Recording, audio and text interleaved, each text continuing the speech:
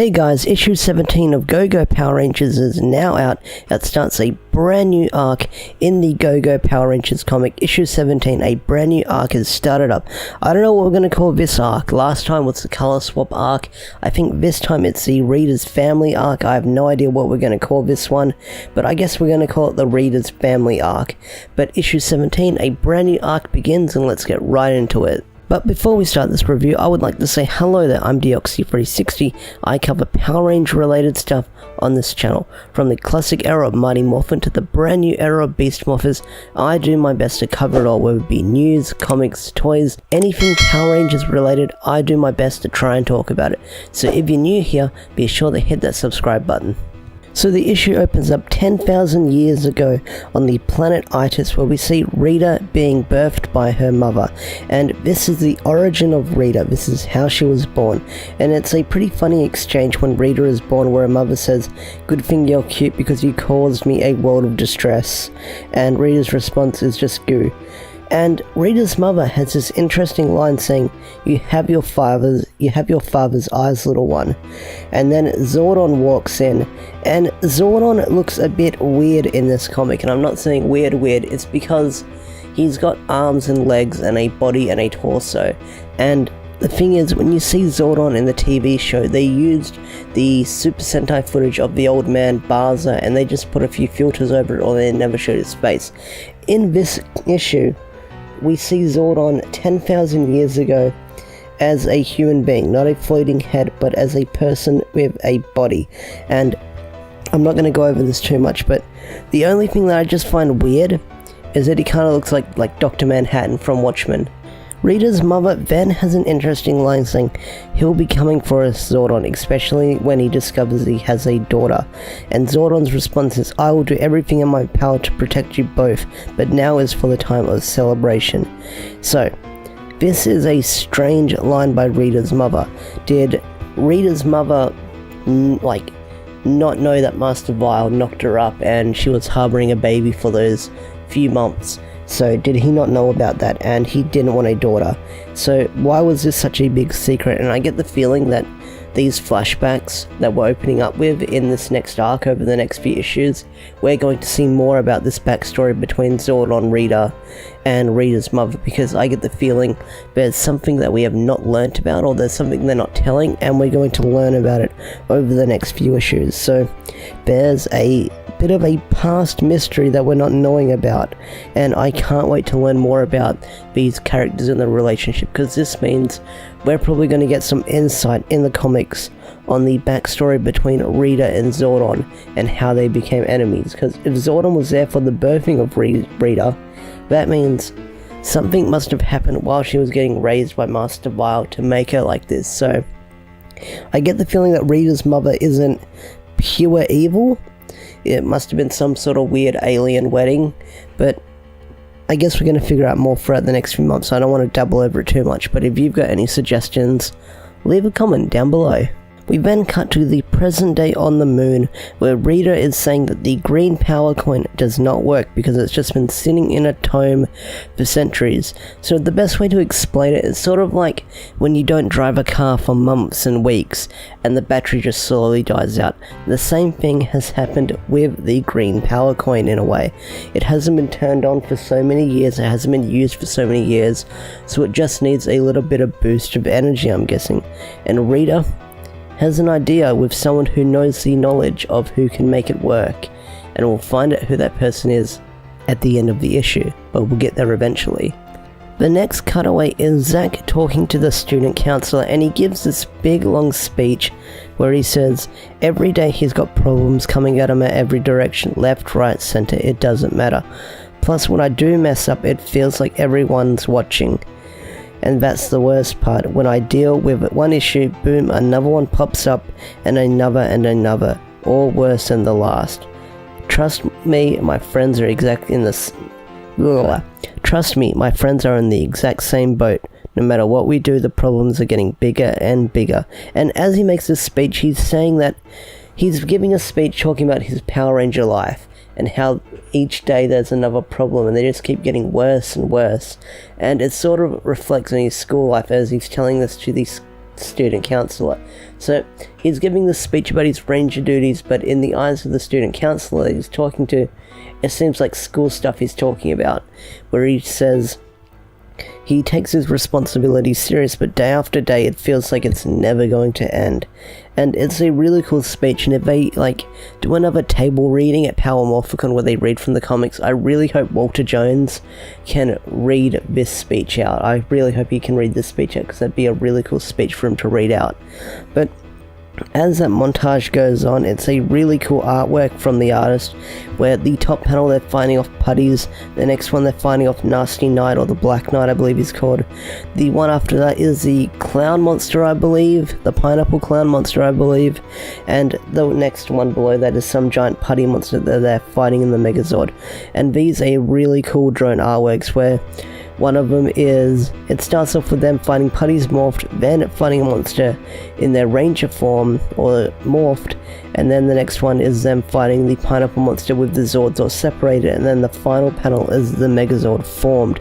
And it's a really cool montage that you get where it goes not morphed, morphed, Zords are separated and fighting, and then Megazord.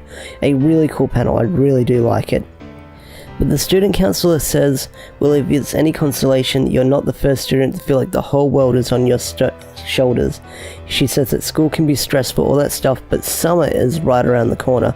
And then Zach just reassures her saying, yeah, I'm sure summer will be super relaxing. And this next page is probably one of my favorite pages in the entire issue. I know I say that for a lot of issues where I oh, this one's my favorite, this one's my favorite, no, this one's my favorite. This one I just loved. So the page opens up with Jason saying that he's not going to be entering the Karate Expo in the next few months. It's in the next few months? They don't say when it is, but Jason is not entering the Karate Expo that is coming up. And if you guys remember, Jason and Tommy first met in the Karate Expo. That's where they first sparred. That's where they first fought each other. So that means they are setting up for Tommy arriving eventually. So Jason not wanting to enter means that probably something's going to happen throughout this arc or next few arcs that is going to make him change his mind. But anyways, I love Trinity's response when she goes, all you do all day is karate, karate, karate, and Jason's response is, yeah, but that's in order to protect the world.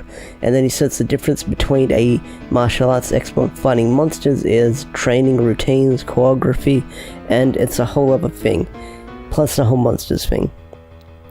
And Trinity's response is, it just means you'll get up at 5 instead of 6, okay? And I think this whole line, they'll get up at 5 instead of 6 thing, I think it could be a line to the one shot that was in the very first annual where you got to see the life of Jason, and he woke up early in the morning, and I think it was either 5 o'clock in the morning or 6 o'clock in the morning he woke up to do his training, I believe. I could be wrong, but I'm pretty sure it was round about those times he woke up. But Trini just says, you should enter the expo because it's so important and you're the best. And Jason's response, I said a lot in Jason's response, but Jason replies with, and what if he's not the best? And then Trini replies back with, then she'll just have to settle with dating the hottest ninja in Angel Grove. And after this, it's probably what made this page the whole, probably the best thing ever. Jason goes, can I kiss you now, right? And then Kimberly walks in. And the next panel below that is the biggest anime moment ever, where they're just, Trinity's expression, it's a very anime expression, where they're just trying to rub it off and say, hey, they're talking like friends. And Kimberly's response is you guys can stop acting weird or go back to acting weird or whatever, I'm gonna go see my dad. And that sets up for the Kimberly stuff in the next few pages, but I just love that panel, how they respond when Kimberly just walks in on them, and it's just a very anime-like moment. I love the drawing, I love the artist, it's just a really cool moment. It made me laugh with how expressive they looked when they got caught out. Just an awesome panel. The next page I'll be very quick to go over, but it's Billy and Zach talking about the messages they got from the mysterious stranger. We know it's Alpha 1, but they have no idea who it is. And Billy is kind of concerned, but Zach reassures him saying, if we're a friend, maybe they're telling the truth. And I like this page as well. Like, this page is very well drawn as well, because even the background characters look very lifelike. I mean, you actually see some expression on the high schoolers. I mean, they don't all look generic, they look like actual high schoolers, where you see people with just weird anime colored hairs and they're walking beside each other. So the artist, once again, did a really well here and did not skip on any details. They made even the background characters stand out. So on the next page we have Rita leaving for her journey to go to the next planet, and out of all the henchmen she's taking, she chooses Squat. And I'm surprised she chose Squat, because I'm guessing, why wouldn't she choose Goldar second in command? But I'm guessing whatever goes down on Earth with the Power Rangers, it would have some sort of brute force, even though Finster's going to be sending a monster down there. But Squat going down there with her, totally worth it. You get the best interactions on the next few pages, and I love it. But let's talk about Rita on that planet, because she goes back to the planet she was born on, and I love it how she brings Squat, where Squat's he's got a torch and a laser gun, and he's just firing them off, and he's protecting Rita, and Rita says to him, "They will sing songs about your bravery," and he's like, "Really?" And she's like, "No." And they go inside the building where she was born, which is not born, well, she goes inside a nursery, and I love Squat's like reaction to the little crib where he goes, "Is this some sort of baby prison?" And Rita goes, "No, it's a nursery." And he goes, "Of course, it's far too sweet and cuddly for torture." And his little mindset is like, "I wonder if my parents gave me my own cage." And after that, Rita finds what she's looking for, and the panel, or not the panel, well, their search to find what they're looking for ends, and we'll get an answer for that on the last few pages. Anyway, back to the Ranger stuff.